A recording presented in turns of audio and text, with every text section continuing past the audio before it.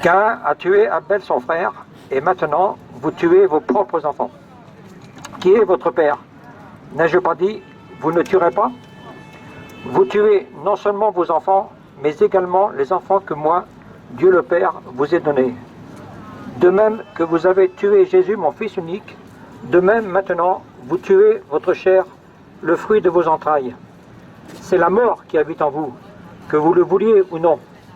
Ne vous étonnez pas de la disparition de votre peuple, et je le dis pour toutes les nations qui ont voté des lois iniques contre celles de Dieu éternel. Priez et convertissez-vous avant que ma colère ne s'abatte sur vous. Votre ennemi est entré dans vos existences par là où vous l'avez laissé entrer. Il vous a trompé et veut vous emmener avec lui dans la géhenne de feu qui ne s'éteint pas. Revenez mes enfants, Jésus a donné sa vie pour vous, vous a fait connaître mon amour. Regardez le bon larron qui a tué lui aussi. Il est avec moi, il s'est tourné avec amour vers mon fils sur la croix.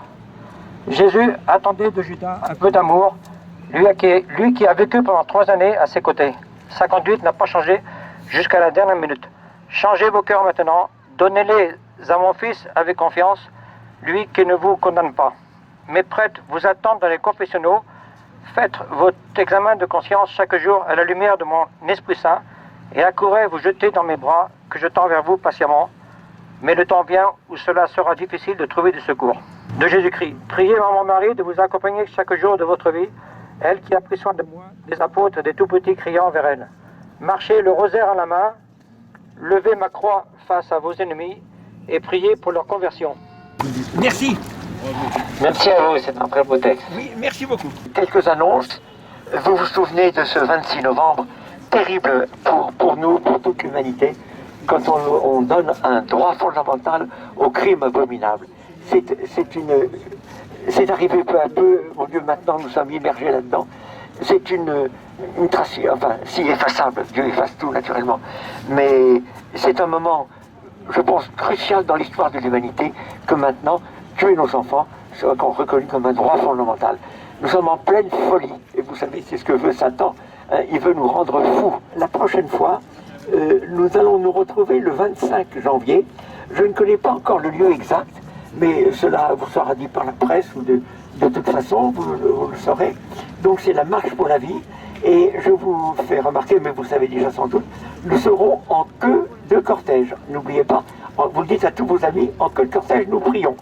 Voilà donc pour le 25 janvier, il n'y a pas de tract à ce sujet, il y en aura de disponibles sans doute, pas de nous, mais enfin bon, vous voyez ce que je viens de vous dire.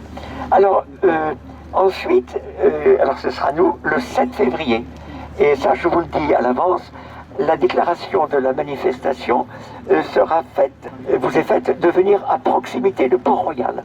J'espère qu'on ne sera pas interdit. On a été interdit 3 fois à Port-Royal.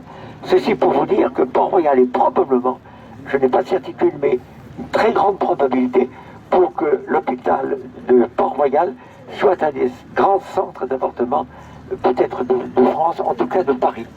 Ça, c'est certainement assez considérable. Le 7 février, samedi, 14h30, donc près de Port-Royal, tout près de la station RER.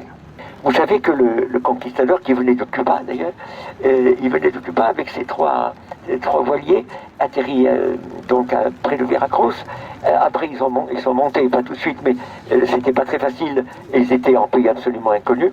Donc ils sont arrivés à Mexico, qui s'appelait à l'époque Tenochtitlan, qui était, comme vous savez, la Venise, perchée à plus de 2000 mètres sur un lac, avec des canots, enfin bon, reçu par Montezuma, l'empereur des Aztèques, et chose, vous allez voir, assez étonnante, peut-être vous connaissez l'histoire, mais vraiment très étonnante et très remarquable.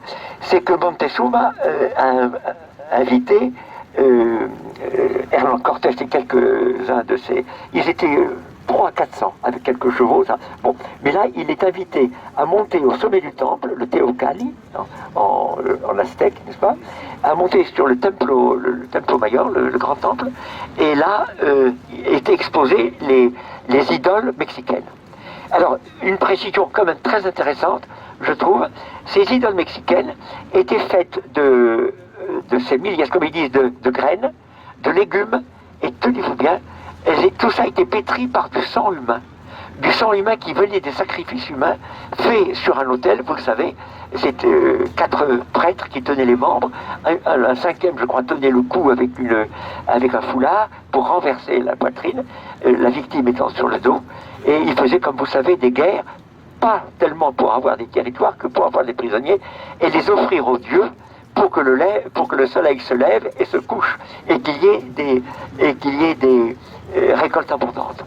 Donc c'est avec ce sang, alors ils ouvraient la poitrine, le sang jaillissait, ce sang était récolté autant qu'on pouvait, du cœur et du reste, n'est-ce pas, et voilà, et il servait à faire. Alors, Cortés était dans l'épouvante en quelque sorte, parce qu'il y avait aussi du sang sur ses idoles, n'est-ce pas, il s'était pétri de sang, il y avait en plus du sang. Il a renversé les idoles sous les yeux de Moctezuma, horrifié. Vous pensez bien, imaginez l'Athènes.